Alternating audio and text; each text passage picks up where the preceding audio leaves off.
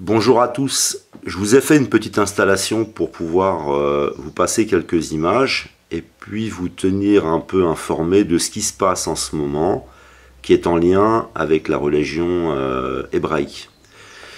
Tout d'abord, on est dans une période de feu où on va voir énormément apparaître le rouge. Par exemple, si vous pensez à Erdogan, mais pas seulement. Vous verrez dans tout ce qui est très actif le rouge apparaître.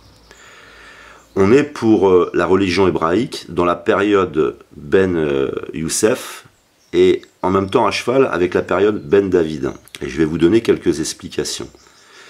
Je vous disais que dans cette religion, il est nécessaire qu'il y ait le chaos en France, qu'il y ait la division. Donc tout ce qui participe aujourd'hui à faire augmenter la température, à créer le feu, tout compte fait, sert les intérêts du messianisme, d'où l'intérêt de ne pas se diviser les uns et les autres. Enfin bon, après, peu importe, je pense que ce n'est pas nos activités qui vont y changer grand-chose. Alors, la période Ben Youssef, c'est la période du territoire, c'est la période de guerre, c'est la période politique. Et pour ça, il faut des acteurs qui mettent en place une situation qui soit favorable à la construction d'un troisième temple. Donc ça, vous voyez, toute la partie qui est du symbolisme du rouge et qui est symbolique de, comment dire, du feu, hein, de la pulsion. Et pour aller un petit peu plus loin, la période Ben David, c'est la période plutôt spirituelle. Donc on est un peu à cheval parce que il y a actuellement une énorme activité par rapport à la spiritualité sur Internet. C'est-à-dire qu'il y a un début de préparation des consciences, mais les circonstances, notre environnement, qu'il soit social, politique, etc., amènent beaucoup plus de monde aussi à se poser des questions, et ça va nous travailler sur le sens de l'existence. Mais on est un peu à cheval sur ces deux périodes. Pour ce qui est de la suite, il faut donc qu'il y ait la mise en place de choses d'un point de vue du territoire. Donc il y a Jérusalem, il y a les territoires d'Israël qui sont en train de s'agrandir, mais ce n'est pas suffisant. Et là, on va avoir l'arrivée de Donald Trump. Je ne vais pas vous faire tout un défilé d'images, mais Donald Trump a choisi le rouge pour sa campagne présidentielle. Il a même éclairé sa tour à New York de rouge. Il y a toujours le rouge qui symbolise Donald Trump. Troisième chose, Donald Trump, ils ont fait à l'effigie de Donald Trump une pièce avec Sirius, qui est la personne qui doit mettre en place la construction de ce temple.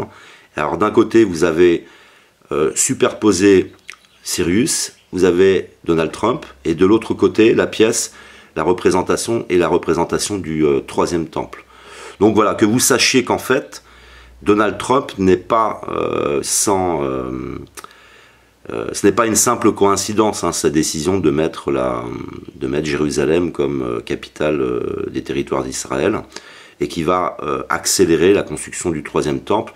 Troisième temple, je le répète, qui va créer bien sûr en opposition, parce que vous allez voir que c'est encore le rouge, hein, c'est Erdogan qui va être très actif dans cette région, mais quoi qu'il en soit, il s'agit de détruire une mosquée pour y construire un temple dessus.